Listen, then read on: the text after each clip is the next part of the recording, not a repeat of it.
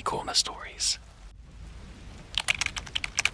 Hey folks, before we dive into tonight's stories, I want to give a huge thank you to Kieran Tibbetts and Lisa Collin for supporting the channel and being amazing members.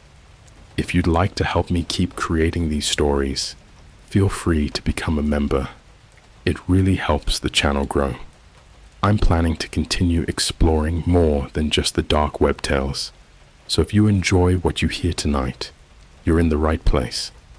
Now, grab your headphones, turn off the lights, and let's step into another amazing night with you and me together. Don't forget to subscribe, like, and comment below. It means the world to me and helps keep the horror alive. And tell me in the comments, what kind of story hits you the hardest? The ones that feel too real, or the ones that could actually happen to someone you know? I've been dreaming of a man who teaches me how to breathe. I searched for help from a dark web doctor that said I haven't been breathing in my sleep for months. Hey Reddit. So, this is probably gonna sound fake as hell, but I swear on everything, this really happened. I've never posted here before, but I've been lurking in r/no sleep for a while, and after what happened this week, I don't even know where else to go.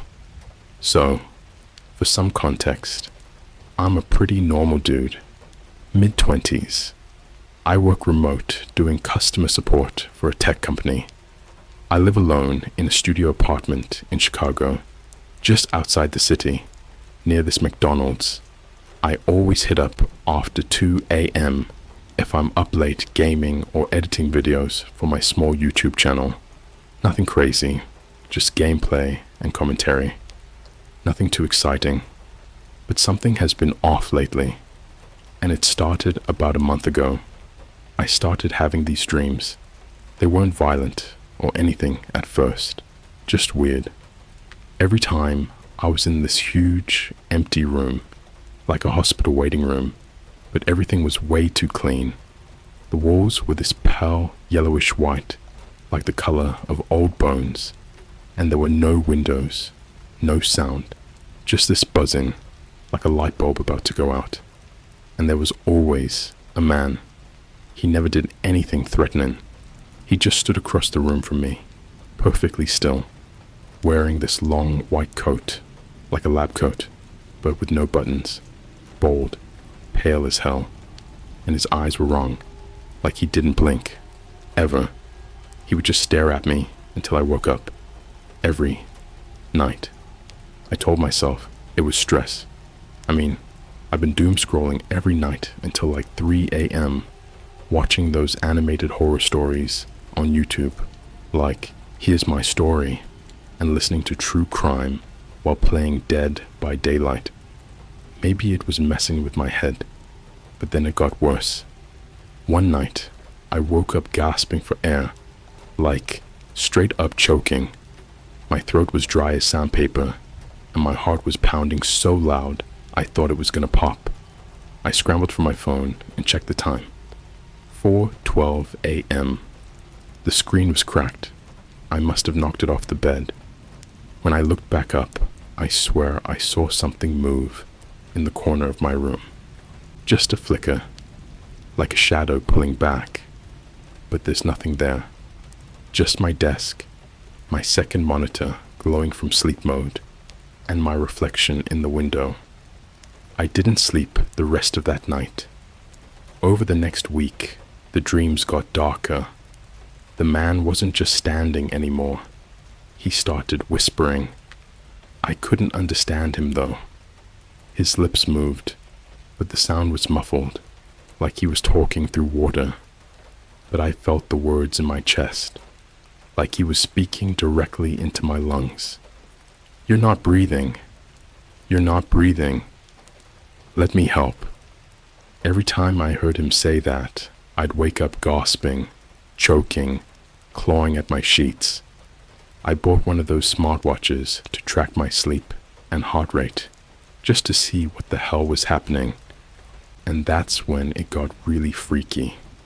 I checked the data the next morning, and it showed multiple points where my heart rate flatlined for 5 to 10 seconds, like I was dead.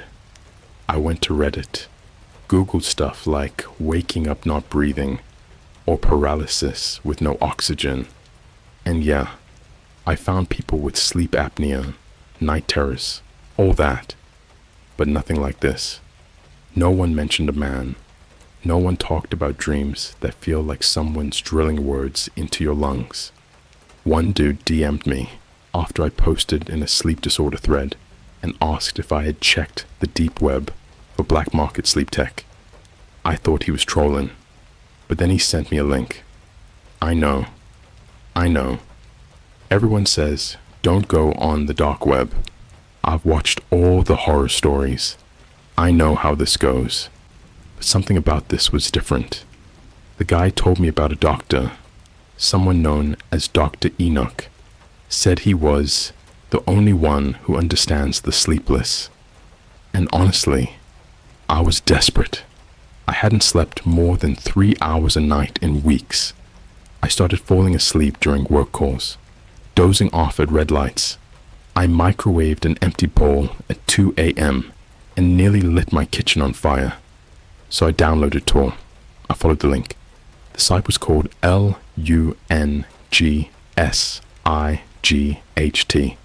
No homepage, no menus, just a black screen with a blinking cursor. And one question: do you feel yourself slipping? I typed, yes. Then came another line. Do you dream of the man who teaches you to breathe? My stomach dropped. I typed, yes. Every night. The screen flickered. Then a video feed popped up. But it wasn't like a webcam. It was like watching CCTV footage of myself from the corner of my own bedroom. I watched myself sleeping in real time.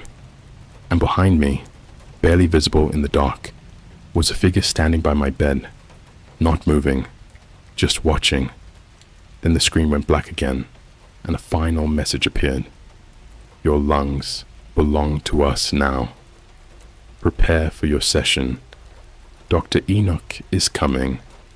Then my screen shut off. Like physically shut off. Monitor, lights, everything. I was left in the dark, just staring at my reflection on the black glass. I unplugged everything and sat in my bathroom with the lights on till sunrise. That was 3 nights ago, and I haven't dreamed since. But now, I'm not sure if that's a good thing, because now I don't sleep at all. Even when I close my eyes, I feel him there, standing at the edge of the bed, whispering into my chest. All right, back again. Didn't expect the response to part 1 to blow up like that. Some of you were asking if this is real. Honestly, I wish it wasn't. I'd love to say this is just some ARG promo or a creepypasta I cooked up during an insomnia-fueled energy drink binge at 3 a.m. But this is my life now, and it's getting worse. Way worse. If you haven't read part 1, go back. This'll make 0 sense otherwise. But for the rest of you, here's what happened next. So, after that night where my monitor shut off on its own, and I saw that live feed of me sleeping with the man behind me, I pretty much lost my grip on reality for a bit. Like, I straight up couldn't go back into my bedroom. I slept, or tried to, on the floor of my bathroom with the light on for 2 nights. I had my switch on the sink, watching YouTube videos at full volume just to drown out the silence. You know those videos like top 10 scariest dark web stories, or people who shouldn't be alive? I couldn't stop watching them, like I was searching for a clue, anything to prove this has happened to someone else. It felt like my brain was short-circuiting, like I wasn't alone anymore, in my own body. Now, here's where it starts getting really messed up. The 3rd night after the dark web thing, I got an email, not to my main email, one of those old Gmail accounts I made in high school to download sketchy Minecraft mods and free movies. I hadn't used it in years. The subject line just said, "Your session has begun. You must not sleep without us." Attached to it was a .wav file. No message, no signature. I don't know what possessed me, but I downloaded it. When I played it, it was just this low, pulsing tone, like a heartbeat mixed with static. And under it, this voice, whispers, like someone was breathing directly into a microphone, and every now and then, between the static, you could hear these sentences. Your lungs are rejecting the cycle. Dr. Enoch will rewire you. Breathe when we say to breathe. And then, in the last second of the audio file, there was a loud gasp, like someone taking their first breath after drowning. It was my own voice. I slammed my laptop shut and threw it across the room. That night, I had my first waking vision. Not a dream, not sleep paralysis. I was 100% awake, sitting in the Starbucks on 57th and Woodlawn, trying to force myself to be around people, somewhere public, safe, normal. I had my AirPods in, watching TikToks on low volume, trying to act like everything was fine. But then, I started to zone out. You know when you're awake, but your eyes just kinda go soft, and you're not really seeing anymore. Then I heard it, the voice. No earbuds, no phone, just the whisper in my real ear. You stopped listening. I flinched so hard I spilled my cold brew. Looked around. No one behind me. Just this dude in a Patagonia vest, working on a PowerPoint, and two college girls filming some Instagram story. I grabbed my stuff and left. Fast. But as I turned the corner outside, I passed the alley next to the Starbucks, and I swear to God, for half a second, I saw him. The man from my dreams.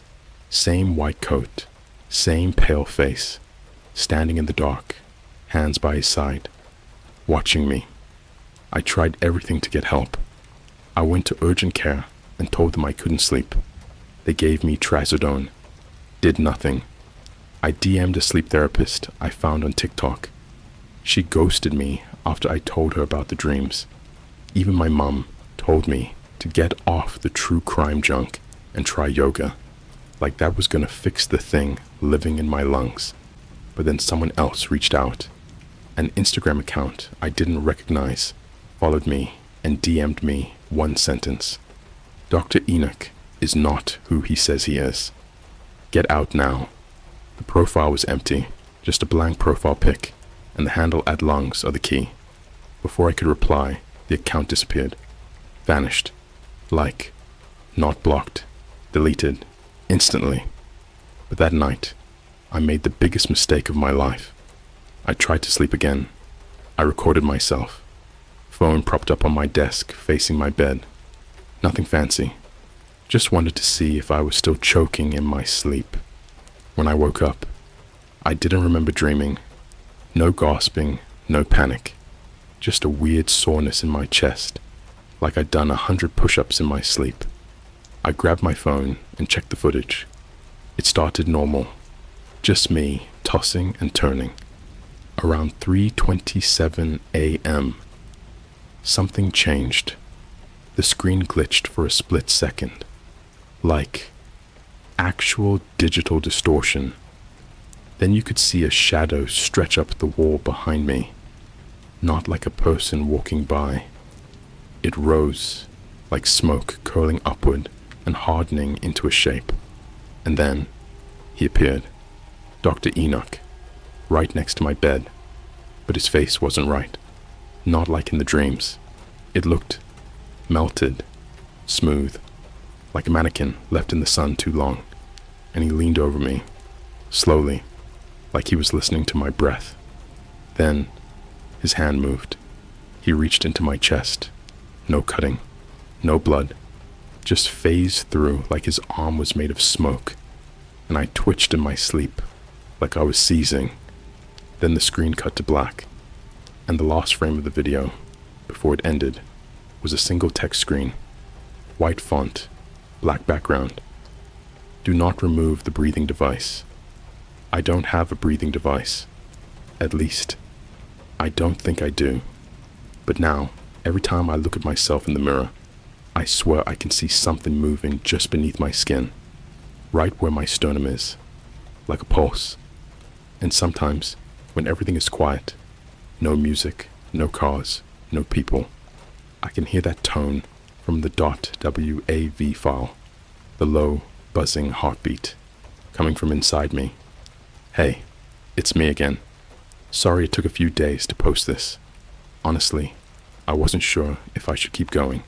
I've barely slept since part 2. Every time I close my eyes, it's like I can feel someone breathing through me. Not beside me, not behind me, through me. Like my lungs are renting space to something else. I know that sounds insane. But after what happened this week, I'm not sure insane even means anything anymore. Let me explain. So remember that last part of the video? The text that said, "Do not remove the breathing device"? Yeah, I can't stop thinking about that. Because when I touch my chest, like right in the middle, below my collarbone, it feels wrong. Like there's something under the skin. A bump, maybe an inch wide, smooth, hard, not bone, not muscle, something else. I thought I was just imagining it. So I went to the bathroom mirror and turned on my phone flashlight. And right there, in the reflection, I saw this faint, circular scar, like a healed incision. But I've never had surgery. Ever. So I did what any normal, terrified, possibly cursed idiot would do. I started recording everything. For the past few nights, I've been filming myself while I sleep again. Same setup as before. iPhone, tripod, night mode on. But now I keep my laptop open next to me too. I have the lung site page bookmarked, even though the site's gone. The URL doesn't even exist anymore. Just says, error 404 cycle complete. Still, I check it. Every night. Hoping for, I don't even know what. Closure? Proof? Maybe I just want to know I'm not losing it. Anyway, the first 2 nights, nothing happened. But on the 3rd night, something did. At exactly 2:41 a.m., my video flickers, like before. But this time, you can hear it. The sound. That same low pulsing heartbeat from the .wav file. And underneath it, my voice. Except it's not me talking.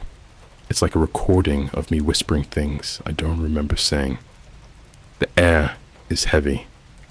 He's almost done calibrating. It hurts when I breathe alone. You can actually hear my chest clicking, like gears turning inside my ribs. Then something else happens. The camera pans, by itself. It shifts to the right, like someone's holding it, and for a split second, you can see him, Dr. Enoch, standing at the foot of my bed again. But this time, he's closer.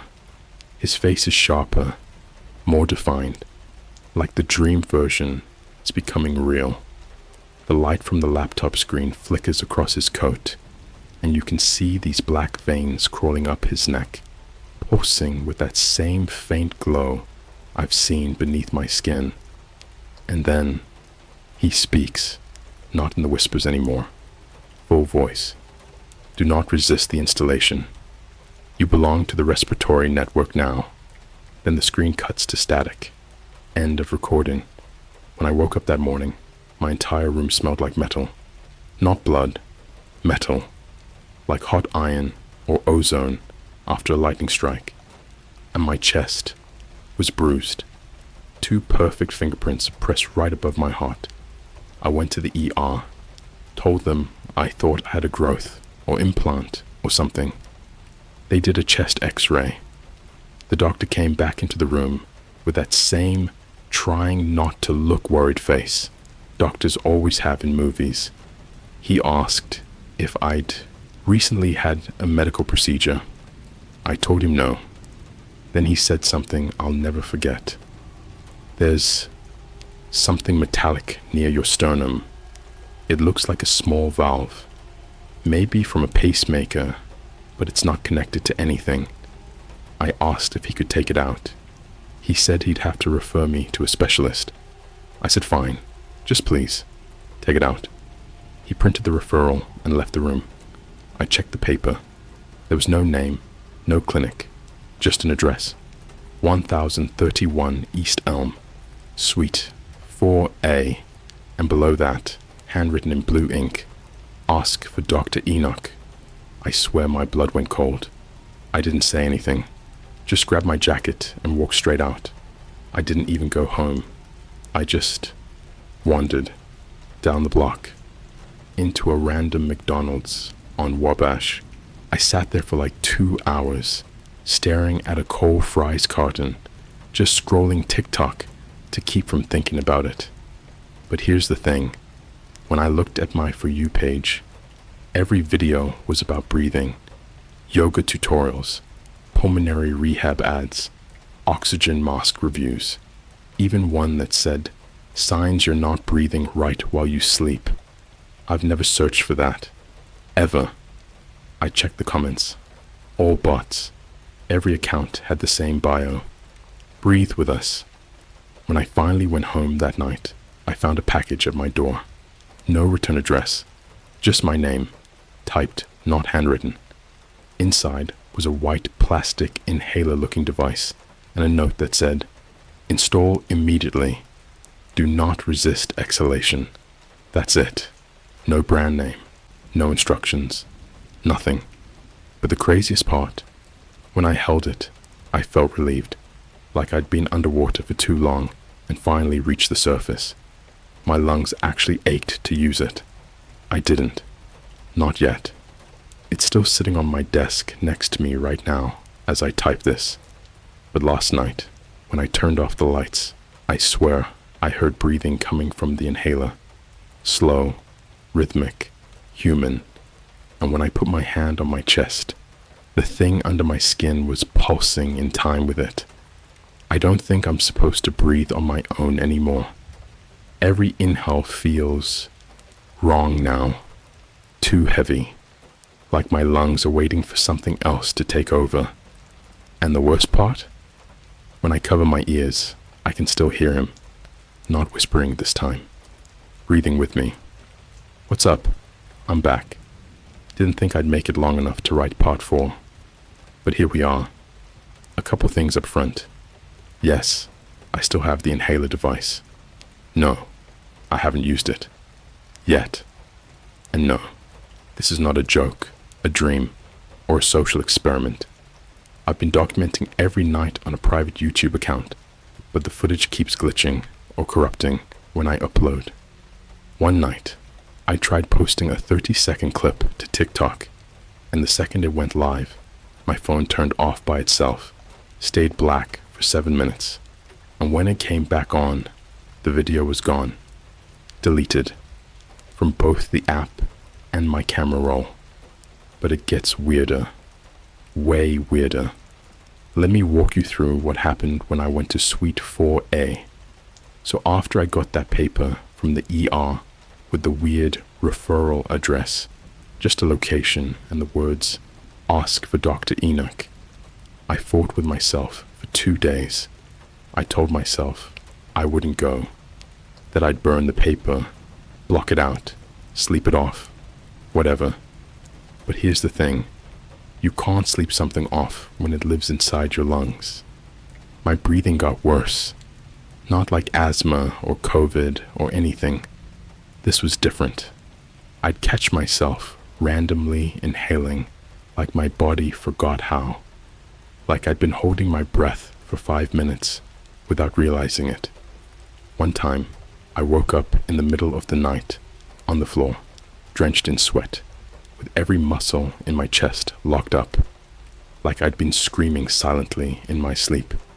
And sometimes now, when I exhale, I swear I can hear another breath overlapping mine. Not mine. His. So finally, I cracked. I went to the address. It was in this old medical building on the edge of the city, near an abandoned Walgreens and one of those forgotten blockbusters that's now a vape shop. It looked like the kind of place that got shut down for health violations in the 90s and somehow never officially closed. 4 stories, no sign out front, windows covered with old newspapers. The only light inside was from a flickering green exit sign and one of those hospital hallway bulbs that buzzes like a wasp in your skull. I walked up to the elevator, hit the button. Nothing. So I took the stairs. When I got to the 4th floor, the air changed. I'm not exaggerating. It was like walking into a vacuum. The second I stepped onto the hallway carpet, which was soaked through BTW, no idea with what, I felt like something was pulling the air out of me, like my lungs were shrinking in real time. And then I saw it. Suite 4A. Door cracked open, just enough to see that same pale yellow light from the dream room, the bone-colored walls, the flicker, the hum. I stepped inside. The room was empty, like completely. No desk, no chair, no receptionist. Just a long hallway with a red line painted on the floor, leading straight ahead. The walls were covered with faded anatomy posters, lungs, trachea, bronchi, sleep cycle diagrams. Some of them looked hand-drawn, but wrong, like someone tried to sketch the inside of a body from memory and forgot what human lungs actually looked like. They looked stretched, twisted, almost mechanical. I followed the red line. It led to a single steel door at the end, with a keypad and a screen. When I got closer, the screen turned on by itself, just like on the dark web page from before. One question appeared. Do you accept respiration from the network? I didn't type anything. I just stood there, frozen, breathing way too fast, sweating through my hoodie. The screen blinked. Then another message. You've already been accepted. Press your chest to continue. At this point, I wanted to run. I wanted to nuke the building from orbit and delete myself from reality. But my body didn't move. It was like I'd already decided before I got there. Like I'd never had a choice. So, yeah, I leaned forward, pressed my chest, right where the valve is under my skin, against the steel panel, and it clicked, like a key turning. The door slid open. Inside was a room, same one from the dream. Perfect white floors, no windows. The walls buzzed like radio static, and in the middle of the room was a reclined medical chair, like the kind they use at the dentist, but with restraints instead of armrests. And above it, a metal frame, dangling from the ceiling like a spider's web. Attached to it was a breathing mask, the same one from the inhaler they mailed me, the same one I've seen in my dreams. Then he stepped out, Dr. Enoch, but he wasn't like in the dreams, not frozen, not flickering. He moved. His limbs were smooth, too smooth, like they didn't bend at the joints, just flowed. And his face was still blank, like it had almost formed into a human face, but stopped halfway, like he ran out of data. He didn't talk with his mouth. He breathed his words, and they vibrated through the air like static. The device has been active for 38 nights. We are losing calibration. You are rejecting the link I tried to speak. Nothing came out. I tried to back away, but my legs wouldn't move. He raised one hand, slowly, and pointed to the chair. Return to the chair. Reset the lung memory. Or suffer collapse. I don't know what that means. But my vision started to go dark at the edges, like my body agreed with him, like I'd run out of breath and my lungs were waiting for his permission. I backed out of the room and ran. Somehow I made it to the stairs without dying. The air in the stairwell felt liquid compared to that room, like I was drinking oxygen for the first time in weeks. I collapsed outside the building and threw up right there on the sidewalk. But here's the thing. Ever since that night, I haven't had a single dream. Not of him, not of anything. But the breathing hasn't stopped. The pulse under my skin is faster now. The bruises are back, in the same place. And 2 nights ago, I woke up with the inhaler in my hand. I didn't pick it up. It was just there, clutched in my fist. I don't remember grabbing it. I don't even keep it near my bed anymore. But I swear to God, when I looked at it, the canister was half empty. And I think something used it on me while I slept. This is it. I know some of you have been following since part 1, and I appreciate everyone who stuck around. Some of you thought this was fake, or an ARG, or just another edgy creepypasta. I get it, but I'm telling you right now, this is real, and this is the final part. Because after tonight, I don't think I'll be able to post again. Quick recap if you're somehow reading this first. I started having dreams of a man in a white coat. My breathing at night stopped. I turned to the dark web for answers and found a site that claimed I'd already been accepted by something called Dr. Enoch and the network. I was sent a strange device. My chest had a lump under the skin. My sleep recordings showed him watching me, whispering, installing something, a breathing device, and it was working, but not for me. I finally gave in. 3 nights ago, I used the device. I didn't want to, I swear, but my body left me no choice. My lungs locked up while I was brushing my teeth. No warning, just off, like a switch flipped. I fell against the sink, seeing stars, vision going black, mouth wide open like a fish out of water. And then I saw it on the edge of the bathroom sink, the inhaler, like it had been placed there. My hand reached for it before I could think, like muscle memory. I pressed it to my mouth and took one sharp inhale. The air was cold, too cold, like I was breathing in dry ice, but it worked. My lungs expanded like never before, like I'd been drowning and didn't even know it. But that air, it wasn't normal. It didn't feel human. And the worst part, when I exhaled, the air whispered. It said, "You're synced now." After that, everything started to change. Not just in my body, in my feeds. I opened Instagram the next morning, and the first ad was for home respiratory assistance, no equipment needed. I checked my YouTube suggestions. Videos like, "Signs your breathing has been hijacked," dark web lung therapy compilation, patient number 74, interview, life inside the network. This one was instantly deleted before I could click it. Even Amazon showed me ads for oxygen filters, full body recalibration kits, and a Dr. Enoch certified mask. I swear didn't exist anywhere else. I googled everything. Nothing came up. Not even cached pages. And then the messages started. I don't mean DMS. I mean full-on system notifications. On my phone, my laptop, even my smart TV. Random black screens with a breathing sound, then a message.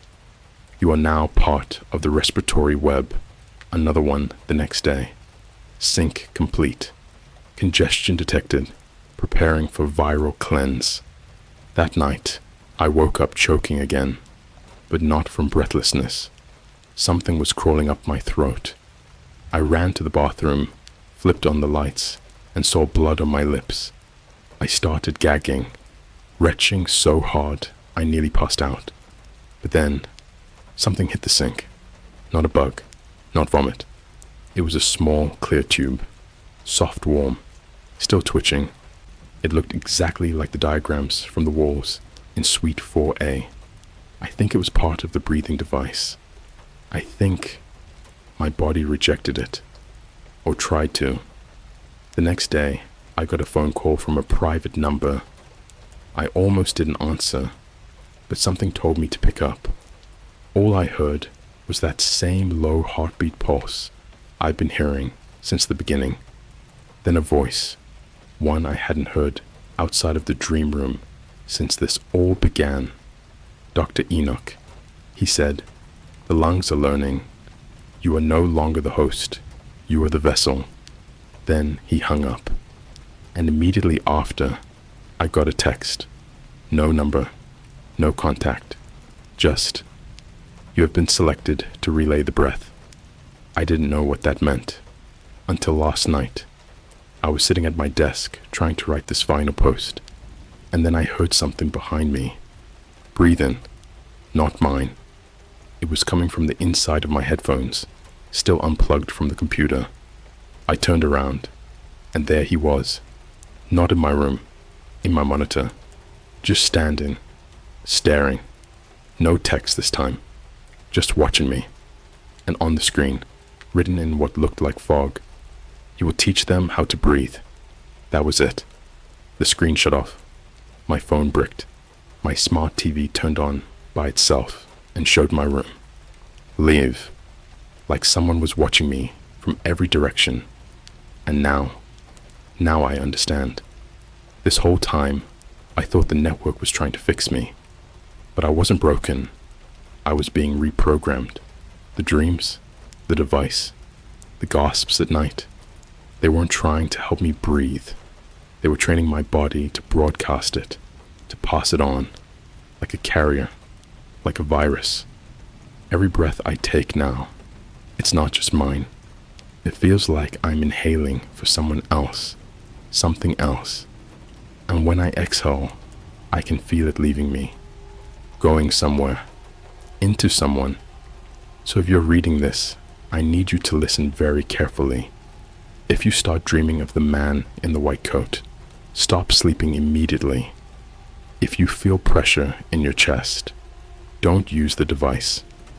If you get an ad about breathing from a site you've never heard of, close it. Smash your phone if you have to, because once you let him in, you'll never breathe alone again. This is my last post. The network doesn't need me anymore.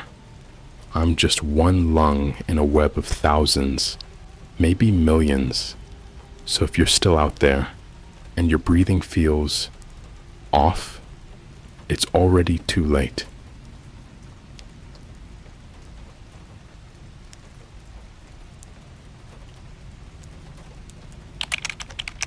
A dark web therapist told me to write a letter to my younger self. I got a reply in the mail yesterday. "Hey Reddit, I'm not even sure where to begin with this. I know this is going to sound like one of those fake creepy stories people post for karma, but I swear on everything, this is real. I'm posting here on r/no sleep because I literally haven't had a full night of sleep in over a week, and I need someone, anyone, to hear me out before I lose my mind. My name's Tyler. I'm 23. I live in a pretty normal apartment just outside of Boston, nothing fancy. I work from home, doing freelance video editing for some small YouTubers. Ironic, I know. Things were chill up until about 3 weeks ago. That's when this all started. So here's how it began. I was on Discord with some buddies late one night. We were just chilling, watching cringy TikToks and messing around on Reddit. One of them, Jay, brought up this creepy dark web podcast he found on some weird forum. He said it wasn't on Spotify or Apple or anything legit like that. You could only find it through a Tor browser, deep down in the sketchiest corners of the web. I know, dumb idea, but at 1 a.m., everything seems like a good idea, right? He sends us a link, just a string of gibberish. It leads to this pitch black site with red text that says, "Therapist for the mind, letters for the soul."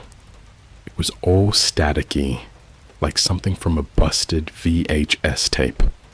The whole vibe felt like one of those cursed analog horror YouTube videos, the kind with the unsettling music and weird freeze frames.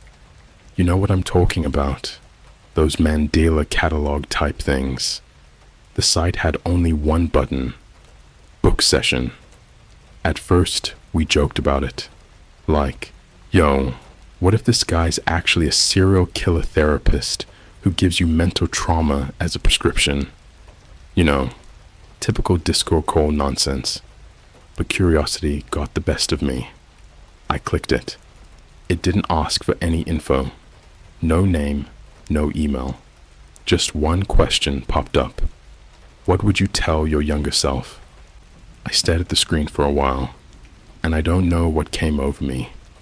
Maybe it was the 2 a.m. delirium, or maybe just the weirdly hypnotic look of the site. But I started typing. I wrote this long, raw message. Just poured it out. Stuff I haven't even told my mom. About how my dad used to sneak out to drink every night and blame my mom when he got caught. About how I was bullied in 6th grade, so bad I used to pretend to be sick just to stay home. About my dog, Max, who died while I was away at summer camp, and no one told me until I got back. It all just spilled out. It felt weirdly good, like I was finally unloading something. When I finished, I hit submit.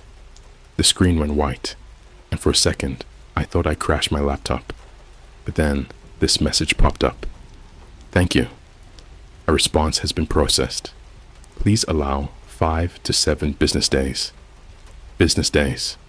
On the freaking dark web. I laughed. I mean, what kind of horror therapist is like, please allow time for postage? Anyway, I didn't think much of it. Closed the tab, deleted the browser, and went to bed. Chalked it up as a weird, late-night experience, like watching those cursed TikToks of Ronald McDonald in the woods or something. Then exactly 5 days later, I got a letter in the mail. Not an email, not a DM, a real, physical letter, stamped, sealed, mailed, no return address, just my name, handwritten in red ink. Inside was a single piece of yellow paper, slightly torn around the edges, like it had been ripped out of an old notebook. It smelled weird, like rust and burned wood. And the handwriting, it was mine, but not now me.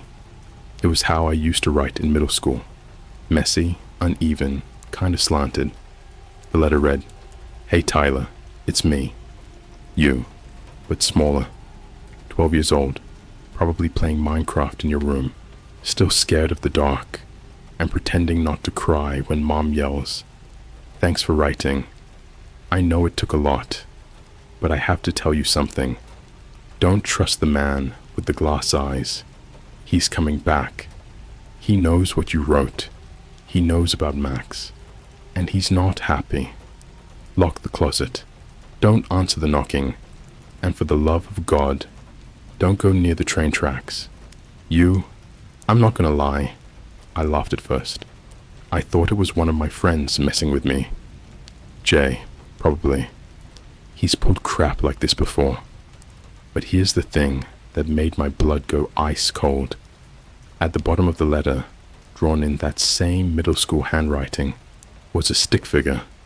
Simple. Circle head. 2 dot eyes. And the left eye was drawn as a cracked piece of glass. I used to draw that exact same figure in 6th grade.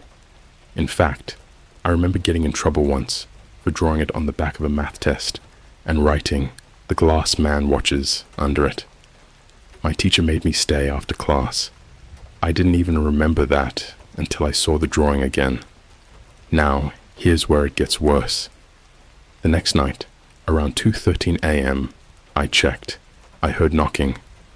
3 short knocks. Then silence. Then again. Knock. Knock. Knock. Coming from inside my freaking apartment. But not from the front door. From the closet. I live alone. I know this sounds fake, like some weird horror short film or something from those Here's My Story animation channels. But I swear on everything, I stood there frozen for like 20 minutes. I didn't move, didn't even blink. I just stared at the closet door like if I looked away, something would crawl out. When I finally worked up the courage to open it, there was nothing inside, just clothes, dust, and, this part legit made me drop my phone, a piece of yellow notebook paper folded neatly on the top shelf. I unfolded it. It just said, 2:13 a.m. is not the safe hour anymore. No signature, no explanation, just that. Since then, weird stuff's been happening. My computer's camera turns on randomly. My microwave started glitching and showed 2:13 constantly, no matter what time it actually was. My Spotify kept playing a song I don't have saved, some weird reversed audio that sounded like a kid crying underwater. I tried deleting everything, resetting devices. I even went and stayed at a friend's place one night just to test it. Guess what time I woke up to knocking on his closet? Yeah, 2:13 a.m. I haven't gone near the train tracks since the letter, but I walk past them every day on my way to Starbucks. And lately, I've been seeing something. Someone standing near the edge, tall, still, wearing all black, and his eyes, even from across the street, they reflect like shattered mirrors. Alright, so, back again. Didn't expect the last post to blow up like that. Thanks to everyone who commented, DM'd, or even just read it. I wasn't going to post an update, but stuff has gotten way, way worse. Like I can't ignore it anymore. I'm not crazy. I swear. I have screenshots, video clips, even a freaking Starbucks receipt with something insane written on the back. We'll get to that. But first, if you haven't read part 1, go do that. This won't make sense otherwise. So yeah, the guy with the glass eyes. Or the glass man, I guess.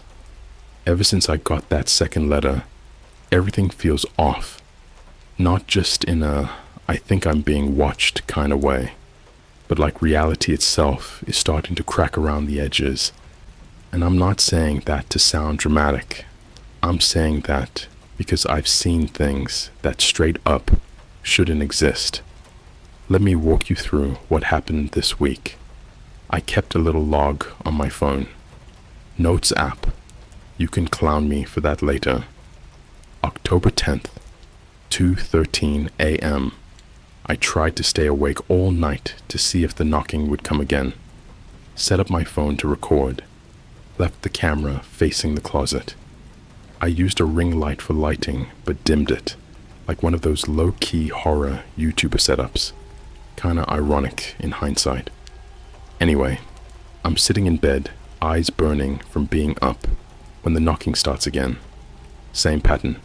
Knock, knock, knock. Except this time, it wasn't just the knocking. My phone, which was on Do Not Disturb, buzzed once. I checked it. New airdrop request. No name, no photo. Just a file called You Left Me There.move. I declined it immediately. I don't even know where it came from. My Wi-Fi was off, hotspot off, literally no one around. And I live on the 3rd floor, above a hair salon and a closed-down Payless. Then my lights flickered. My laptop, which I wasn't even using, made the Windows 10 startup sound by itself. I swear on everything, my system was shut down. No lights on the keyboard. Dead.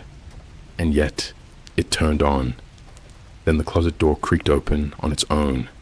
And when I say creaked, I mean slow, dramatic, full-on Hollywood horror movie sound effect. I grabbed the nearest thing I could find, which was a Starbucks metal tumbler, no joke, and yeeted it toward the closet. It hit nothing. The knocking stopped. October 11th. Midday. I needed to get out.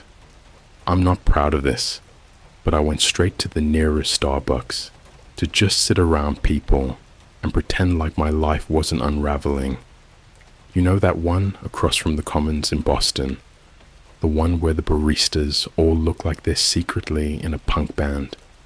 That one.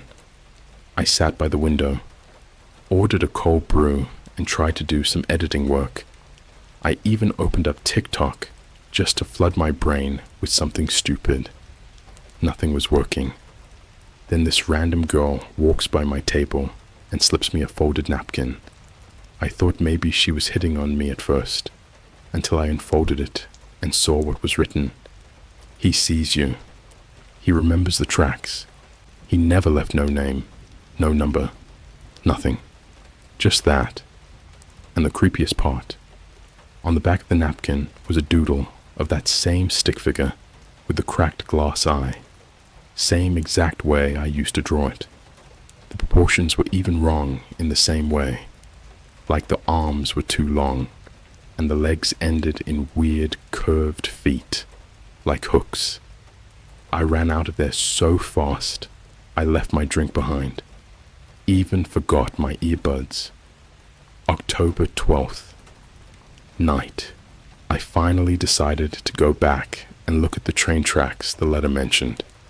Dumb move. I know. But I had to see if there was anything actually out there. The tracks aren't even that far from me. Maybe a 10-minute walk. They run behind a sketchy alleyway next to a Dunkin' Donuts. Very on brand for Massachusetts, I know. People dump furniture back there. Abandoned mattresses, broken TVs, old car parts. Whole thing feels cursed. Anyway, I get to the tracks. Everything's dead silent. No trains, no people, not even wind. That's when I noticed it. A mirror, propped up on the gravel between the rails, like someone deliberately set it there. One of those vintage-looking ones, with the gold edges and weird floral designs carved into the frame, and written across the mirror in red Sharpie, "Ask him what happened to Max." I turned around. No one. When I looked back at the mirror again, I'd swear the reflection wasn't mine. It was me, yeah, but younger, like 12 or 13. Same hoodie I used to wear, with a little bleach stain on the left sleeve. But his eyes, his left eye was just a hole, a shattered black void, and standing behind him was a tall, pale figure with long arms, holding something in its hand. Something that looked a lot like a leash. I ran, tripped, cut my hand on a piece of broken glass. I didn't stop running until I got back to my apartment. October 13th, morning. Woke up to another letter in the mail. Same red ink, same torn yellow paper, but this one wasn't from me. It was addressed to me. You left the door open, Tyler, and now he's inside. It's not about the letter anymore. It's about the deal you don't remember making. Sleep with the lights off again, and you'll remember everything. Here's the kicker. I haven't slept with the lights off since this started. Not once. But last night, I dozed off around 3 a.m., lights on, phone in hand, and woke up around 5:47 a.m. in total darkness. My lamps were unplugged, my breaker was flipped, and written across my bathroom mirror in fog were the words, "You shouldn't have buried Max under the tracks." I didn't. I never buried him. He died when I was at camp. That's what I was told. My parents said they cremated him, but now I'm not sure anymore, because in that moment I remembered something I hadn't thought about in over a decade. A dream I had the night before I left for summer camp. A dream where I followed my dog into the woods near the train tracks, and someone was calling me in a voice that sounded like my own. There's more. So much more. I just can't keep typing right now. I keep hearing something moving around in the vents above my desk, like skittering, like claws. I'll update again soon. But if you see a mirror out of place in your house, don't look in it. Not unless you want to see the man with the glass eyes. What's up, Reddit? Back again. Barely. I don't even know how to start this part without just saying it outright. He was in my apartment, not just knocking from the closet, inside, with me, standing right there. And yeah, I caught part of it on video. I'll explain. If you haven't read part 1 and part 2, do that first, or none of this is going to make any sense. This is already the most disturbing thing that's ever happened to me. And now I feel like I'm spiraling. Not just mentally, like reality is falling apart piece by piece. October 14th, 1:52 a.m. So, this night started like the others. I was paranoid, lights on, phone charged, laptop open with my camera app, ready to record just in case. I wasn't even pretending to be brave anymore. I was sitting in my room with a baseball bat in one hand and a Red Bull in the other, like some kind of cracked out Home Alone setup. Everything was quiet, too quiet, like even the usual city noises, sirens, traffic, drunk college kids yelling in the distance, all gone. It was just dead silent. At 1:57 a.m., I heard this weird sound, not knocking, not scratching. It was this low, deep breathing, but it wasn't coming from my closet this time. It was coming from inside the hallway of my apartment. Now let me explain something. I live alone. 1 bedroom, 1 bath, no roommates, no pets. So when I peeked out my door and saw the bathroom light flickering at the end of the hall, my stomach dropped so fast, I almost puked. The door was open. I always keep it closed at night. I grabbed my phone and hit record. Not gonna lie, I was shaking so bad the footage looks like something out of a VHS found footage horror movie. I walked slowly toward the bathroom, bat in hand, recording the whole time. When I got to the door, I stopped. There was a note taped to the mirror inside. Another one of those yellow pieces of notebook paper. But I didn't put it there. No one could have put it there. The door had been shut and locked since the day I moved in. The note read, "Look into the mirror. Ask him where you buried the memory, the mirror. Now, before you say, 'Dude, why would you look into the mirror?' I get it. Trust me." But at that point, it was like something was pulling me toward it, like gravity. Like if I didn't look, something worse would happen. So I stepped inside, my phone still recording. The moment I made eye contact with my reflection, everything around me shifted. The bathroom didn't look like my bathroom anymore. The walls were peeling, moldy, water damage all over. The mirror was cracked in several places, and my reflection, it wasn't moving like me anymore. It was delayed, like lagging in real life. And then, his reflection appeared behind me. The glass man, tall, thin, wearing this old-fashioned, torn-up black coat, like something out of a 1920s funeral. His face was pale, almost white, and his eyes, both of them, looked like shattered windshield glass, webbed with cracks, reflecting everything and nothing at once. I turned around instantly, swung the bat. Nothing was there. But when I looked back at the mirror, the reflection of the bathroom was empty. No me, no him. Just the cracked mirror, and scribbled across it, in something that looked like dried blood, You made the deal in 2009. We came for the rest. That's when my phone started glitching. The video I was recording suddenly stopped and replayed itself on loop, but it wasn't what I just saw. It was a completely different video. Footage of me as a kid, sitting in front of an old desktop computer, writing something on a Word document. Except I don't remember that. Not one bit.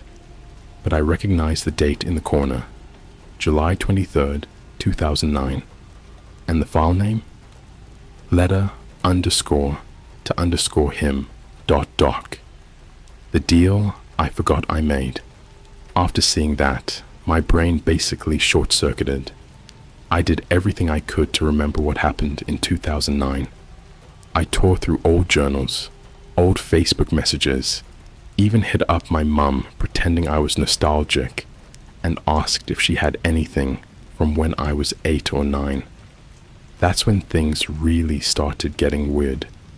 She sent me a photo I haven't seen in years. Me and my childhood birthday party, standing next to a white dog. Not Max. This was before Max. I had another dog when I was really young. His name was Toby. Here's the twist. I have no memory of him at all. Not a single one. I asked my mum why I didn't remember, and she just said, "We don't talk about Toby. He wasn't meant to stay." Who even says that? I pushed for more, but she went cold. Literally stopped responding to my texts. October 15th, 3 a.m. last night. Probably the most terrifying night of my life. I woke up gasping for air, drenched in sweat, all the lights out again. But this time, I wasn't alone in bed. I felt the mattress dip, like someone was sitting on the edge. I didn't move, didn't even breathe, just listened. There was this whispering voice right next to my ear saying, "You buried me." I never left. I'm still waiting. And then, 3 knocks. Knock, knock, knock. On the inside of my headboard. I bolted upright, turned on my flashlight, and nothing. Just me. Room empty. The closet door, wide open. Inside, taped to the wall, was a full page torn from a kid's composition notebook. Crayon scribbles, red and blue. A crude drawing of 2 kids standing at the train tracks, with a tall black figure behind them. One of the kids had my name written above it. The other kid, the name was scribbled out, but faintly, under the scratch marks, I could make out the word Toby. So here's what I think is happening. Somewhere, back when I was a kid, I did something, or agreed to something. I think I wrote that letter the therapist's site told me to write, back then. Maybe even before I knew what it was. Maybe it was just a game, a dumb chain email type thing. But whatever I wrote, it summoned him, the glass man. And now that I've done it again, I reopen the deal. I'm not crazy, I swear. I'm gonna upload clips soon if people want them.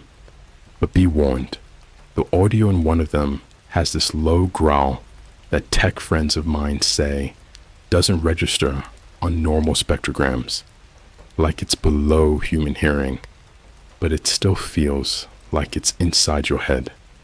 I haven't slept in 2 days. I've moved all my mirrors into the hallway and covered them. Every time I try to get rid of them, one ends up back in my room, like it teleports. I'm gonna try something drastic next. Tomorrow, I'm going back to where this started. The original train tracks from when I was a kid, back in my hometown. If you've seen him, tall guy, cracked glass eyes, don't talk to him. Whatever you do, don't write anything down. It's how he reads your soul. What's up, Reddit?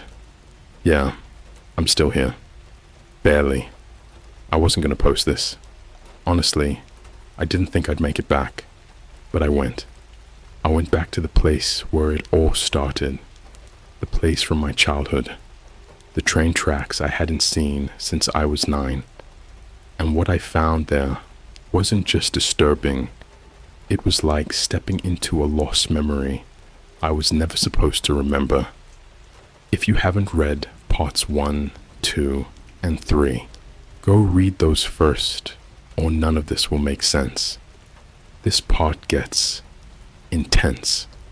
So like I said, at the end of part 3, I decided to go back to my hometown, Needham, Massachusetts. It's only like 30 minutes outside Boston, so I figured I could make the trip and come back before nightfall. That was the plan. Of course, it didn't go that way.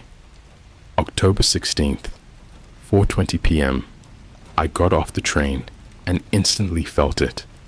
That weird, thick air feeling, like nostalgia and fear got mixed together into something sticky. Everything looked the same, but older, sadder. My elementary school was still there. The corner store where I used to buy sour straws after school was now a 7-Eleven, but it still had the same broken neon open sign that flickered like it was struggling to stay alive. I didn't waste time. I walked straight toward the spot. The train tracks weren't easy to find anymore. There used to be a shortcut through the woods behind my old neighborhood, but someone had built a Starbucks there now. Swear to God, even in the middle of nowhere, there's a Starbucks. I actually sat in it for a second, just to catch my breath. Ordered a cold brew, black, needed to stay alert. The barista wrote my name on the cup, weird. It just said, T, in all caps. No, Weiler. Just T. 5:03 p.m. Back at the tracks, I finally reached the edge of the woods. Took the long way around through this rusty old baseball field that hadn't been used in years. The fence was falling apart, and some of the bleachers were rotting. When I stepped past the tree line, everything got quiet, like no birds, no wind, just dead silence. It felt like the whole forest was holding its breath. After about 10 minutes of walking, I saw them, the tracks, just like I remembered. Except this time, there was something new. A small wooden cross, half buried in the dirt beside the rails, weather-worn, slanted, and carved into it, barely visible under the moss, were the letters TW, my initials. That's when it hit me. That deal the letters talked about, the one I supposedly made in 2009, it happened here, at these tracks, and suddenly, memories started coming back, fast, like mental flashbangs. I remembered walking out here with someone, a kid, not Jay, not my cousin, another boy. I remembered holding a box, small, shoe-sized, wrapped in an old hoodie, and I remembered burying it by the tracks. That's when I heard it, a sound I haven't heard in 15 years. Barking, but not just any bark. It was Max's bark. High-pitched, excited, and then suddenly turning, panicked, like a dog in danger. I turned around, and I swear to you, he was there. Maximum, my childhood dog, standing in the middle of the tracks, tail wagging, tongue out. But his body was off. He was too clean, like a stock photo version of him, frozen, staring. And then I saw it, the shadow behind him, the glass man, standing tall, motionless, in the trees, his head tilted, like he was watching me try to figure it out. I stepped forward, and everything changed. The track shifted beneath me, like reality glitched. Suddenly, it was night. The sun was gone. No transition, no sunset, just darkness. The trees were gone, replaced by fog, thick, wet, almost tasted like metal. And then I heard a voice. Not out loud, not in my ears, in my head. You made the trade. You gave him to me. In return, I took the pain, but you couldn't leave it buried, could you? I looked down and saw the box. That same old hoodie-wrapped box I buried years ago. It was dug up, open, empty, and next to it, another letter, Same yellow paper, red ink, but this one was fresh, like it had just been written. It said, "You don't get to forget anymore." That's when the screaming started. 5:41 p.m. The screams. I don't even know how to describe it. It wasn't human, but it wasn't not human either. It sounded like a child screaming underwater while someone dragged metal across concrete. High-pitched, garbled, twisting my stomach in knots. And then, something started crawling out from under the tracks. At first, I thought it was a person, but it moved like a spider, all elbows and knees, wearing my old hoodie from middle school, the same one I saw in the mirror reflection. The bleach stain was still on the sleeve, but the head, it was just a mirror, a cracked handheld mirror where the face should be, and inside it, I saw myself, staring back, but younger, crying, screaming. The creature tilted its head, and my reflection whispered, "You said you'd never forget me." But you did. I ran.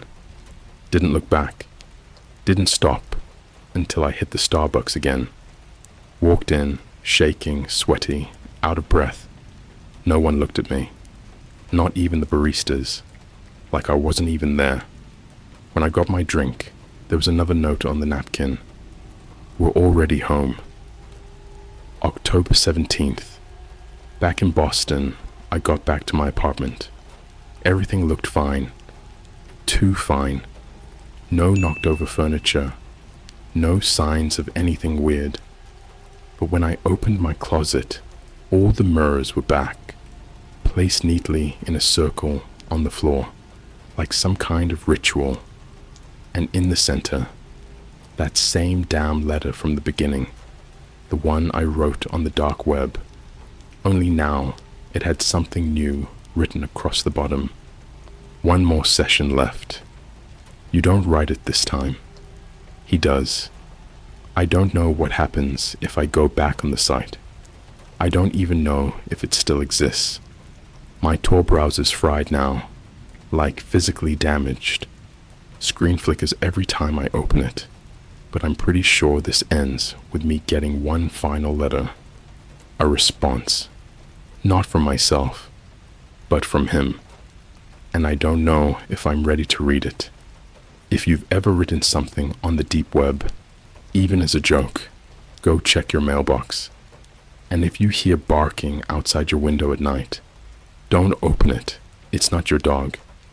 Hey Reddit, this is it, the last post. I waited a few days to write this because I needed to breathe. I needed to know that I was really back, that I made it, that this didn't end with me in some basement, eyes shattered like glass, being added to some missing subreddit thread by a stranger. But I'm here. I think I'm here. If you haven't read parts 1, 2, 3, and 4, go do that now. This last chapter won't make any sense without them. And yeah, it gets dark. Not gory, not overly violent, but the kind of dark that sticks to you afterward, the kind you think about while brushing your teeth at 2 a.m. Let's get into it. October 18th, 2:13 a.m. Again. The letters stopped coming. The mirrors, the knocks, the hallucinations. Gone. The glass man didn't appear.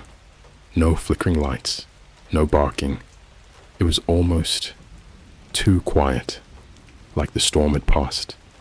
But it wasn't peace. It was that fake calm, the kind you feel before the final jump scare in a horror movie. You know it's coming. You just don't know how. I was sitting at my desk, editing a video for a client, trying to feel normal again. Just some YouTube guy who wanted me to cut together footage of him ranking fast food places. Nothing scary, nothing weird, just burgers and dumb commentary. That's when the audio cut out. Not froze, not glitched, just silenced. And then the screen went black, followed by a pop-up, a new tab, no URL, just a blank white screen. And then, One sentence, typed out in real time, letter by letter. You're ready. He's written back, the final letter. A few minutes later, my buzzer rang, which is already weird. It was the middle of the night. I live in a locked building. You don't just buzz in unless someone lets you. I went down to the lobby, heart racing, bat in hand again. No one there. Just a box. Old. Wooden. Like a tiny chest you'd find in a thrift shop. I brought it upstairs. Didn't open it right away. I stared at it for like 15 minutes, just building up the nerve. Eventually, I undid the rusty latch. Inside, a single folded black envelope. Thick paper. Smelled like burnt dust. No stamp. No name. Just a wax seal. A red one. Cracked. I opened it. Inside was a piece of mirror, cut perfectly into a rectangle, like a postcard. On the back, written in smeared red ink, "You buried the memory. I buried the boy. You've grown up." But I never did. And under that, another line, in handwriting that looked identical to mine as a kid. This letter was written by the version of you that didn't survive. The reflection room. As soon as I read that, all the mirrors in my apartment lit up. Not with light, with reflections, but not mine. They all showed a different room. A room I've never seen before, but somehow recognized instantly. Gray walls, no windows, flickering fluorescent light above. A metal chair in the center, facing a mirror. The kind of mirror you'd see in a police interrogation room.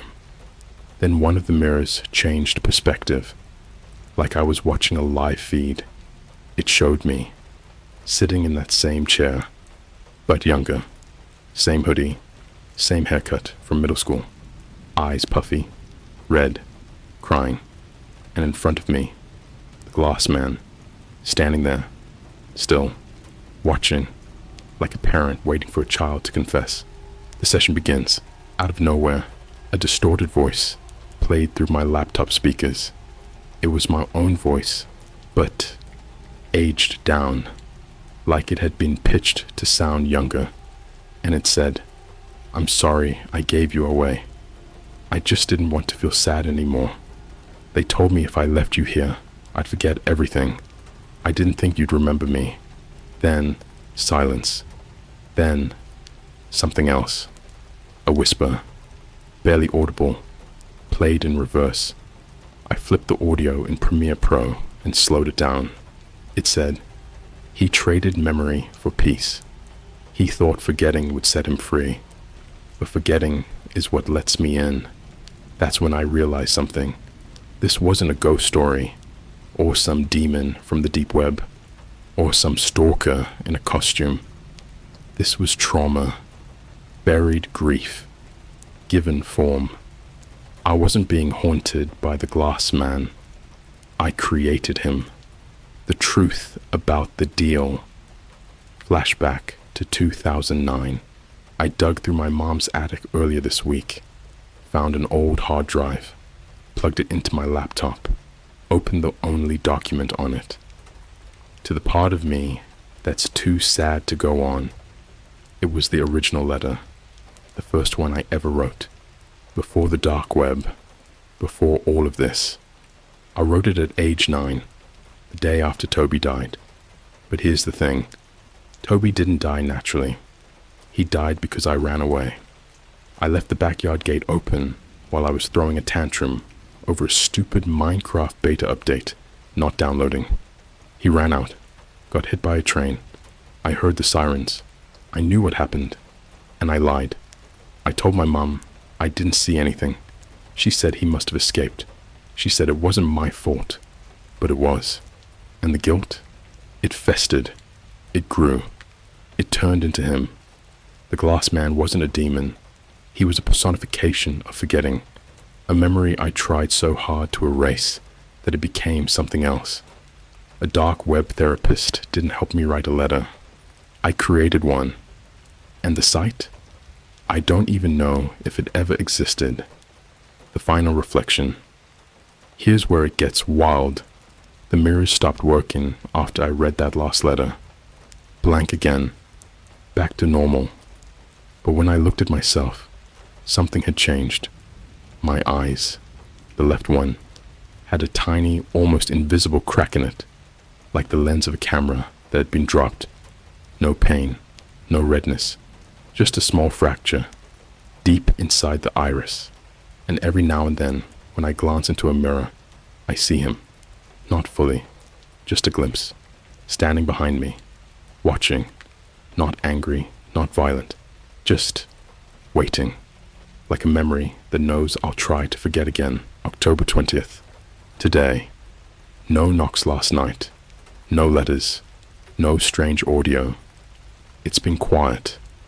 But when I woke up this morning, there was a single sticky note on my fridge, written in child handwriting, the kind that loops the Y backwards. It said, "Just write it down again. We'll feel better. I promise. That's it. That's the end. Unless I answer him. Unless I write again. But I'm not going to. I can't. Because the next time I do, it might not be me who writes back." If you've ever tried to forget something so hard that it vanished from your memory entirely, ask yourself this: did you bury it? Or did you leave it behind for him to find? And if you hear knocking tonight at 2:13 a.m., don't open the door. He's already inside.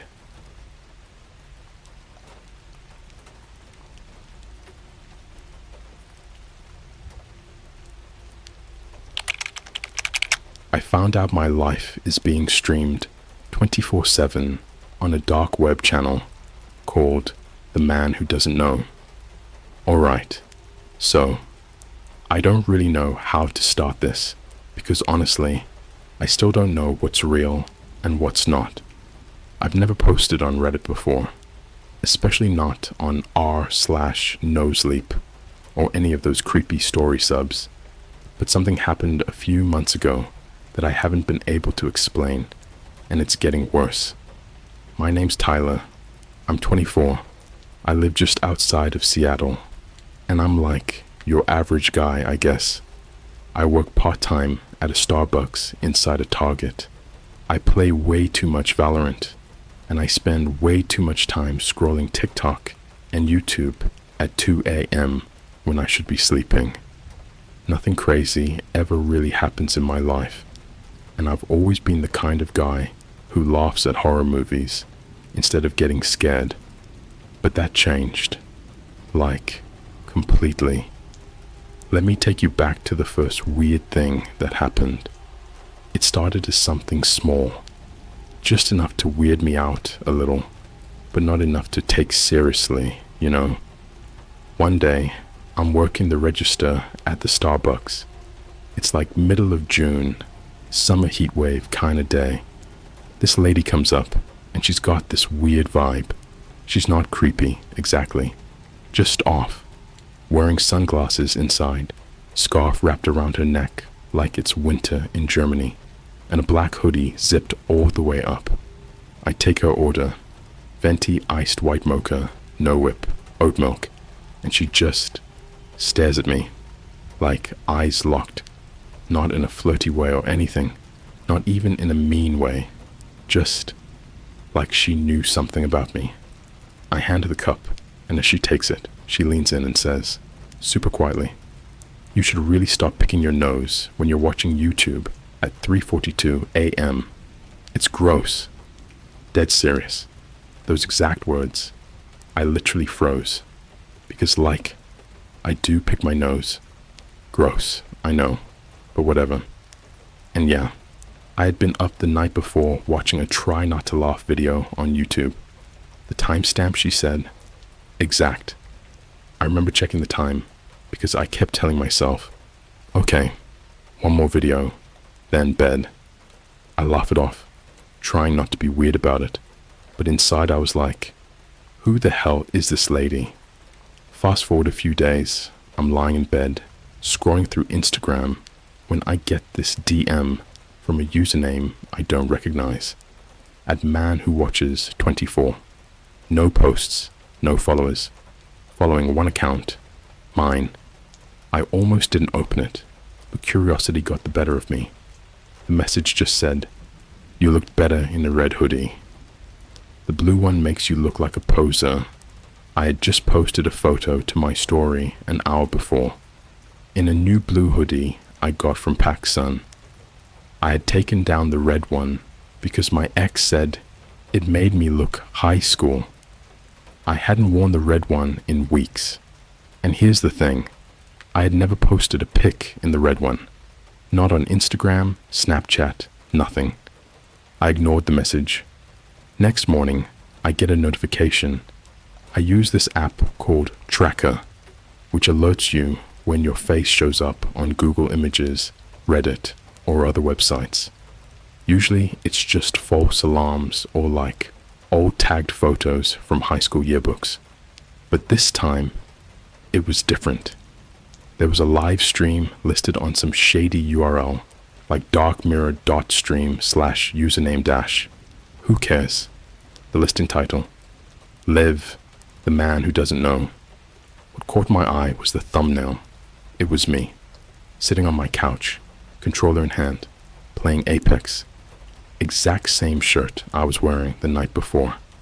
Exact same blanket on the couch. There was a damn chat box beside the stream.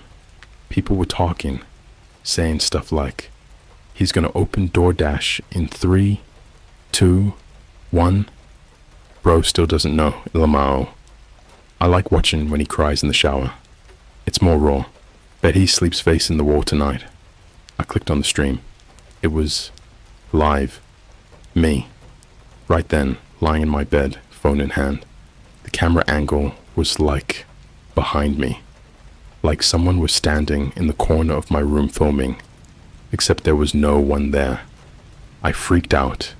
I spun around. Nothing. Checked under the bed. Nothing. Opened the closet. Empty except for laundry and the hoodie I never wear. No camera. No weird red light. No GoPro. No laptop. Nothing.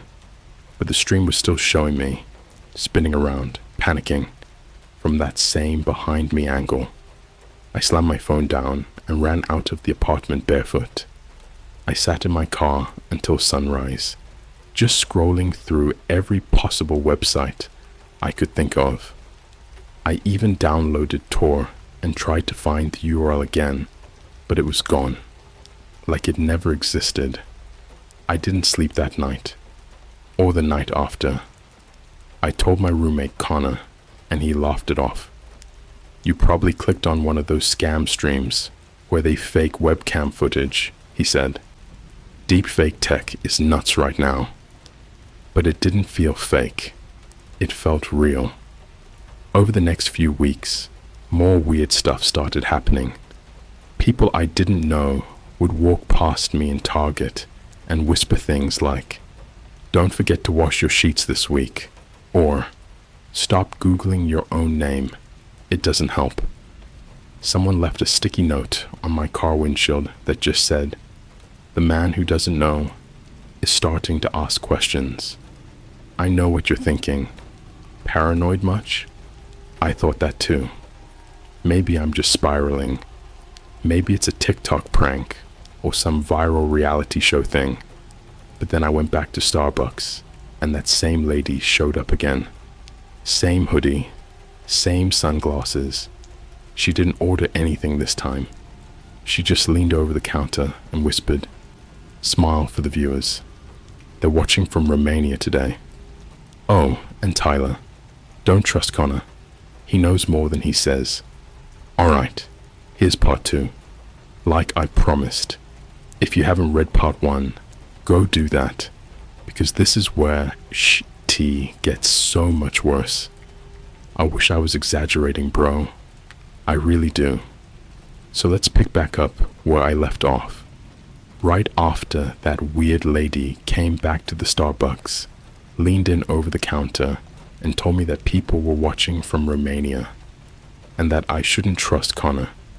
Now listen, I've been friends with Connor for like 6 years. We met in high school. Both failed geometry. Both loved Minecraft. That's my guy. Or at least, he was. So when she said that, I actually laughed out loud. I thought she was just trying to mess with me again. But then, that night, I noticed something really weird about Connor. I was in my room gaming. It was like 1:30 a.m. and I heard Connor in the living room on the phone.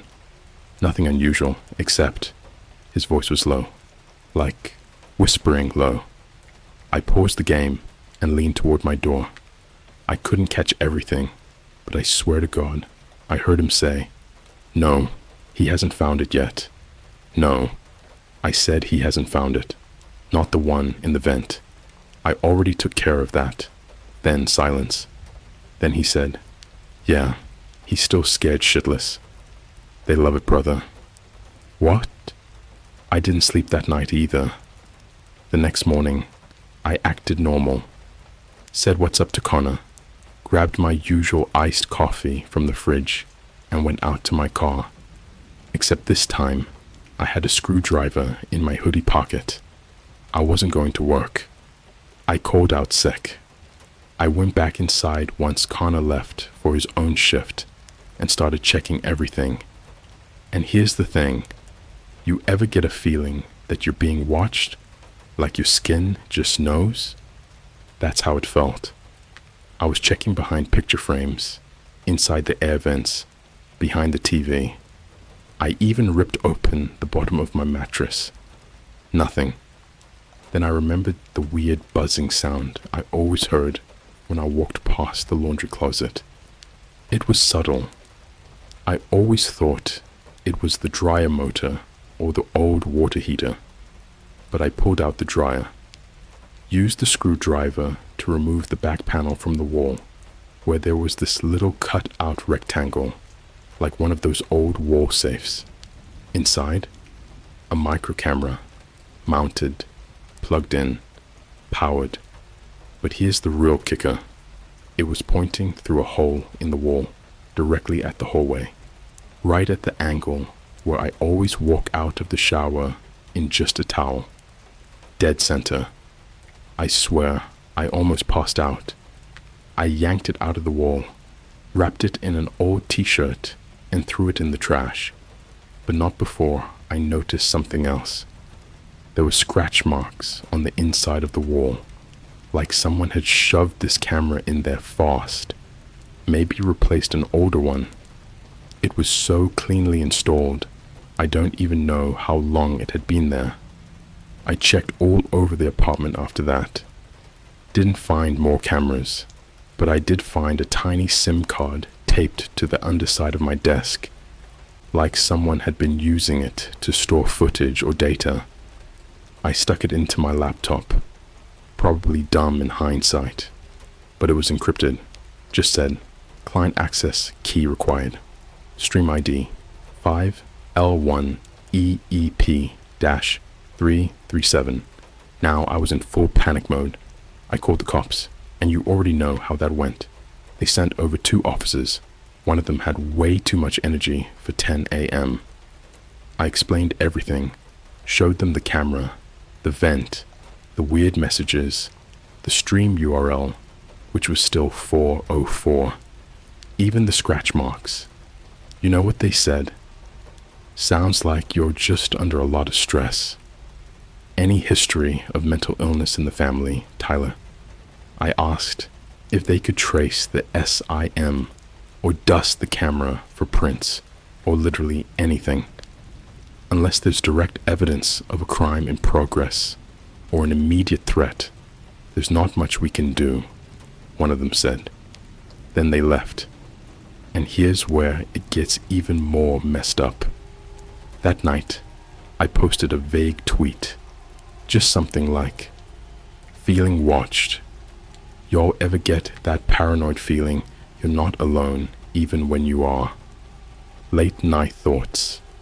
Not even 5 minutes later, I got a reply at mirroreye.live. Better delete that. The viewers don't like when you break the fourth wall. That account had 0 followers, 0 following. No tweets, no profile pic, just that reply. I blocked it instantly, but then my phone buzzed with a Snapchat from an unknown user named guest_mode_444. When I opened it, it was a picture of me, sitting in my bed, phone in hand, taken from outside the window, like someone was standing in the bushes, taking a photo through the blinds. My blood ran cold. I ran out into the yard with a flashlight, but there was no one there. Just footprints in the grass, barefoot, leading away from the house and disappearing at the sidewalk. And the photo on Snapchat, it was gone. Just said, "This snap is no longer available." I thought about staying with my parents, but I couldn't bring them into this, not after what I found next. 2 days later, Connor and I were both home, and I straight up confronted him. I didn't even try to ease into it. I just asked him, "Are you filming me? Are you in on this?" He laughed, actually laughed and said, "Dude, you need to get off Reddit." I pushed him, harder this time, told him about the stream, the chat messages, the camera in the wall. He got quiet, didn't deny it, just said, "You shouldn't have looked for it, Tyler." Then he walked out the door, left me standing there in the kitchen with my heart beating out of my chest. He didn't come home that night, or the next. And then I got the package. No return address, just a small brown box left on the doorstep. Inside, a pair of my own socks, folded, a flash drive, a sticky note with a single sentence written in all caps. "Upload this to Reddit or they'll take you off the air." I plugged in the flash drive. There were dozens of video files, all named after timestamps, some from months ago, some from just days. Every video was of me, sleeping, showering, crying, singing in the car, arguing with my ex on FaceTime. One video was of me watching YouTube and picking my nose at 3:42 a.m. They had everything, every private moment of my life. Someone had been watching me for years, and worse, someone had been uploading it. And there were comments, hundreds of them, people ranking my behavior, voting on what they wanted to see next, making bets on how long until I figure it out. Some of the top comments: "This guy's too soft. Bet he breaks when we send in the fake cop. He's starting to lose it. Love it. Next up, tell him about what's under the floorboards." I really didn't even want to keep writing these, but after what happened this week, I have to.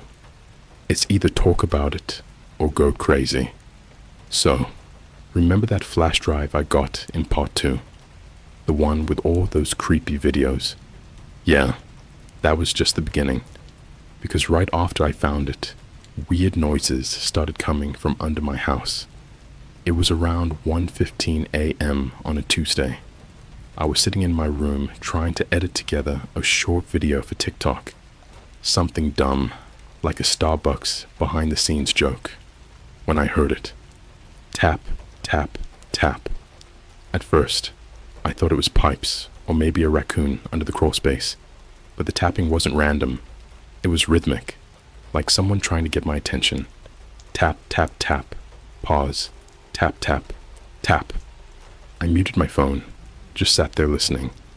The sound was coming from directly beneath my bed. No joke. I got on my knees and pressed my ear against the floor. The wood was cold, and I swear I heard breathing. Not like animal breathing either. Human. Slow. Shaky. Like someone trying not to make noise. I jumped back and ran out of my room.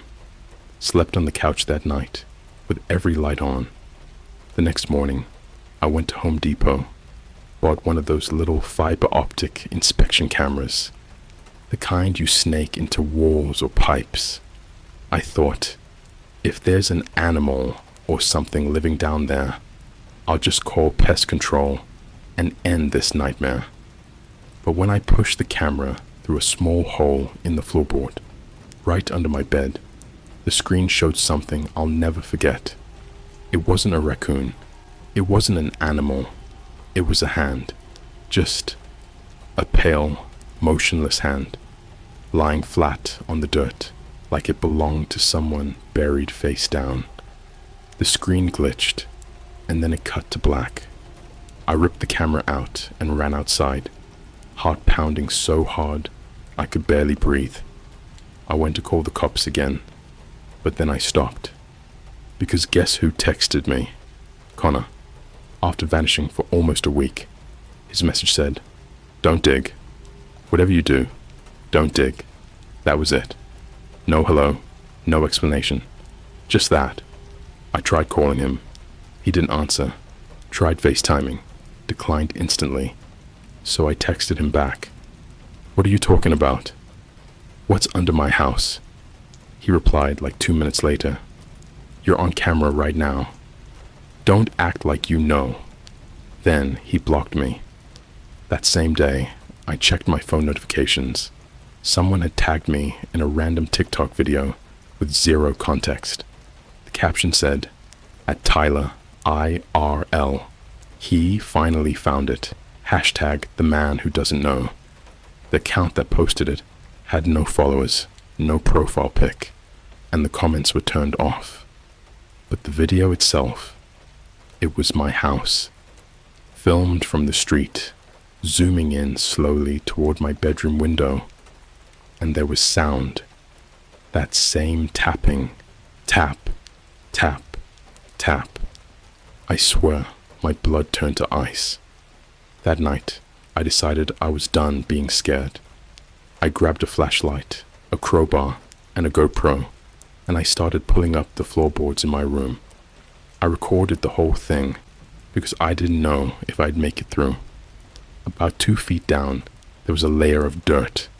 It smelled weird, like damp wood and something metallic. I kept digging until I hit something hard. It wasn't a coffin or anything like that. It was a metal box, about the size of a mini fridge, bolted to the foundation, and written across the top in black marker were the words, "Stream core, do not open." Now, I'm not the smartest guy, but you can imagine what I did next. I pried that thing open. Inside were dozens of wires, blinking red lights, and a small square device that looked kind of like a Wi-Fi router, except it had a lens built into it, a camera lens. I pointed my flashlight closer, and that's when I saw it, etched into the metal right above the lens. The man who doesn't know. Stream active. Bro, it was streaming. Right there, from under my house. I tried pulling it out, but the moment I touched it, this piercing alarm went off. Not like a normal alarm either. It sounded digital, robotic, like it was coming from inside the box itself. Then, my phone buzzed. A text. Unknown number again. "You weren't supposed to see that yet." Followed by another. "Check the mirror." I turned toward the full-length mirror in my room, and that's when I saw it. Faintly, just for a second, in the reflection behind me. A figure. Tall, pale, wearing a hood, standing exactly where the crawl space hole was. I spun around. Nothing. Just the open floor, flashlight shaking in my hand. But when I looked back at the mirror, the figure was still there, closer this time, smiling. That was 3 nights ago. Now, every night around 3 a.m., my phone vibrates once, just once, and I get a notification from some random streaming site I've never heard of. The title always says the same thing. Live Now, The Man Who Doesn't Know. Episode 47, He Found the Core. And I can hear tapping from under the floor again. But this time, it's faster. Like something's trying to get out. I didn't think I'd still be here typing these. Honestly, I thought by now I'd either be in a psych ward, dead, or both. But here I am. And what happened this time is way past paranoia. This isn't in my head. This is real. This is organized. And I think it's global. Let me explain. After I found that weird streaming device under my house in part 3, the metal box with the lens inside, I realized this wasn't just some prank or Connor being weird or me losing my mind. This was some kind of surveillance operation. So I did what I thought I should have done from the beginning. I went back to the police. I drove straight to the local station. I didn't call this time, didn't ask for help over the phone. I walked in, box in hand, GoPro footage saved, SIM card in my backpack, and a printed log of all the texts and messages I'd received. I even had the sticky note that came with the flash drive. When I got there, I asked to file a formal report for ongoing digital stalking, physical surveillance, and possible human trafficking. I didn't even know what category to put this under. I just said everything. The guy at the front desk looked confused, then called over a detective. Here's where it gets weird. The detective's name was Officer Langdon. Early 40s, clean cut, not the ignore you type. He actually sat down and listened, took notes, asked questions, seemed genuinely interested. I told him about the stream called The Man Who Doesn't Know, about the videos, the people messaging me, the woman in the scarf at Starbucks, the thing under the floor, Connor's creepy warning, all of it. He asked to see the box I found.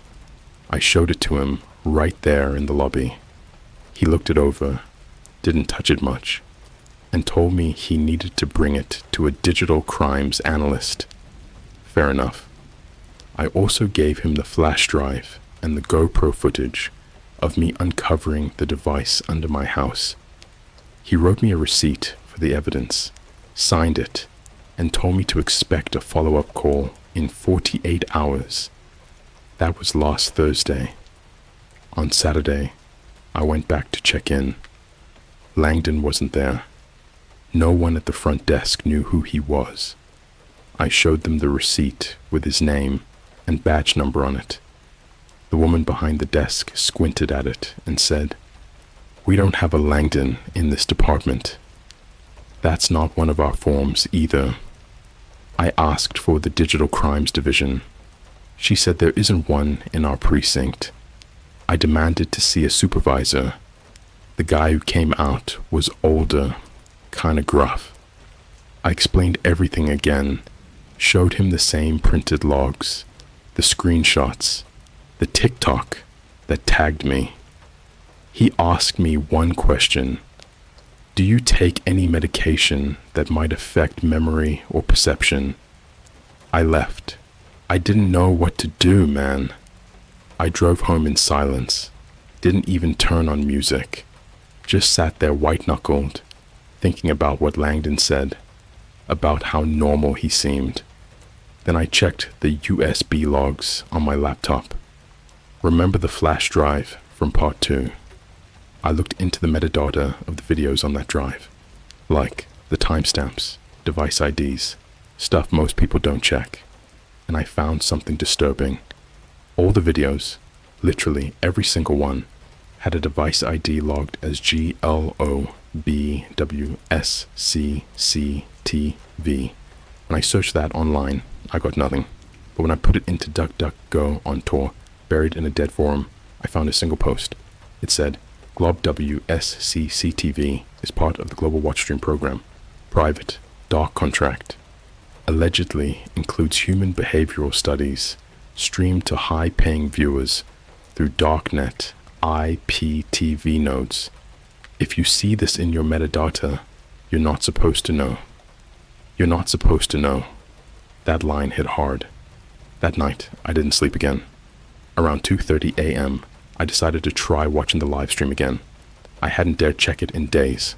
I typed the URL from memory, darkmirror.stream/5L1EEP-337. To my shock, it worked. The page loaded and the stream was still up. It was me, again, sitting at my desk, just like I was at that moment. I looked around the room, saw nothing, but on the stream, there was a new box on the screen, a chat overlay. People were typing in real time, and this time, they were talking about Langdon. Langdon played his part well. Episode 49 was too real. They always fall for the fake cop. Classic move. Time to introduce the next character. Then a new message popped up, highlighted in red. Vote. Should we reveal the second subject early? Yes, 82%. No, 18%. What second subject? Who are they talking about? That's when someone in the chat typed, check his phone logs. The next character is already in his life. I freaked out, checked my call history.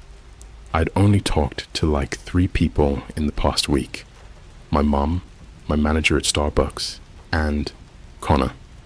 I tried calling him again, straight to voicemail, but then I got a DM on Instagram, new account, no followers.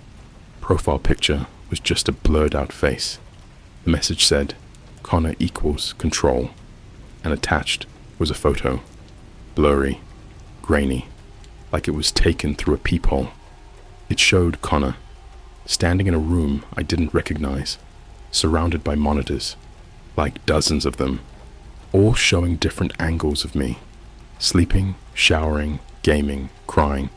Even that time, I screamed into a pillow after the fake cop thing, and on one monitor, the words, next episode, family intervention.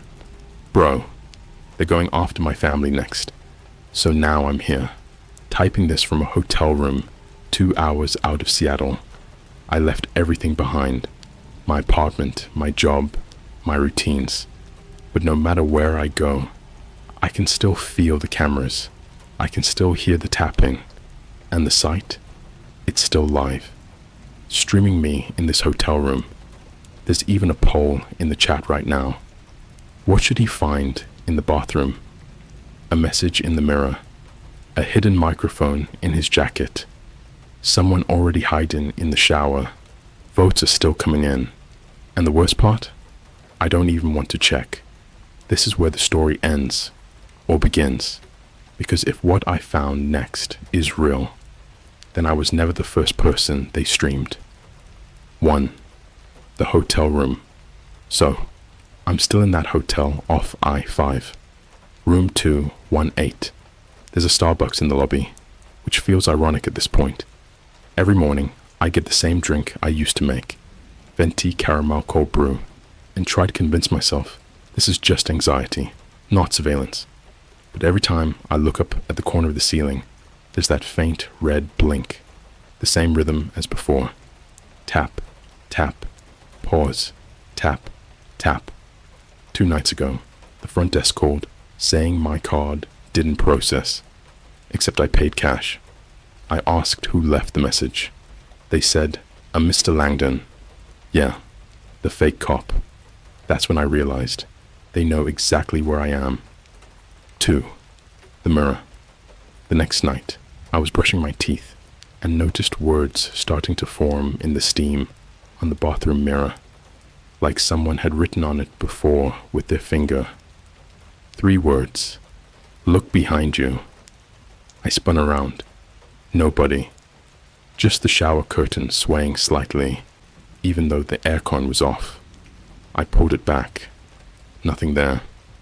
But taped to the tile, right behind the shower head, was a small black sticker with white letters, Property of Glob WS. That's the same ID tag I saw in the metadata on those videos. They tagged the hotel. 3. The drive. I packed my stuff in under a minute and just started driving south. No plan, no GPS. Every rest stop camera I passed felt like an eye following me. Somewhere around Portland, my phone buzzed with a notification from YouTube. but it wasn't my channel. It was from a new account called Man Who Doesn't Know Lev. The thumbnail? A still frame of me, gripping the steering wheel, mid-panic. The title said, EP50, The Run. The comments were still coming in. He's heading for the river, finally leaving the broadcast zone. Who's going to tell him the car's bugged? And right then, my engine light flicked on. 4. The warehouse. I pulled off into this industrial area outside Salem. Old warehouses, most abandoned. I parked behind one and killed the headlights. For once, the stream on my phone froze. No more comments, no feed. So I thought maybe, just maybe, I was out of range. Inside the warehouse, it smelled like dust and copper. Rows of crates stacked high. And in the center, this massive metal door covered in stickers and QR codes. When I shined my flashlight on it, one of the codes had a label that said, Access Node Number 0, Main Feed. I scanned it. My phone screen glitched. Then a video started playing. It wasn't me this time. It was a woman sitting in a bright white room, eyes wide, whispering, If you're watching this, you were chosen as the next stream. Don't trust anyone who says they can help you. They're all part of it. Behind her, on a monitor, was footage of my house. She kept talking. They start with cameras. Then they move you. Then they take your name. Then the feed cut out. 5. The reset. When I got back to my car, there was a new text waiting. Thank you for your service to the program. Under it was a link. darkmirror.stream/reset. Against every ounce of common sense, I clicked it. The page loaded a blank screen for a few seconds. Then a message popped up. Congratulations. The Man Who Doesn't Know. Season 1. Complete. Reboot subject. Connor. And below that, a live countdown. 00:00:05 to 00:00:04 to 00:00:03. I threw the phone out the window and just drove. 6. Now it's been 3 days. No texts, no streams, nothing. But this morning, I stopped at a McDonald's for breakfast, tried to pay, and the cashier smiled weirdly and said, It's on the house, Tyler. Big fan of your show. That's when I noticed the small camera perched above the register. The red light was blinking. Same rhythm. Tap, tap, pause, tap, tap. If this post goes up, it means I found a Wi-Fi connection they haven't blacklisted yet. If it suddenly disappears, well, maybe that's just the end credits. Because here's the real horror. When I checked the mirror in this gas station bathroom just now, there was another message in the steam. Welcome back, Connor.